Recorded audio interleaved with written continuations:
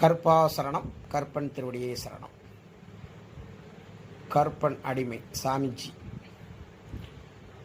இந்து முறையில் சாபங்கள் 13 சாபங்கள், மிக கொடுமையான சாபங்கள் 13 சாபங்கள்.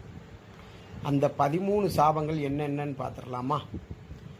முதல் கொடுமையான சாபம் பெண் சாபம். இரண்டாவது சாபம் பித்ரு சாபம். மூணாவது சாபம் குலதெய்வ சாபம். 4 பிரேத சாபம்.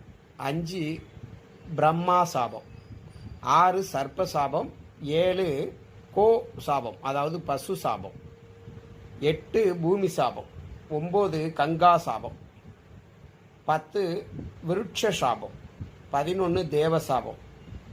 12 ரிஷி சாபம். 13 முனி சாபம். இதில் இந்த பெண் சாபம்,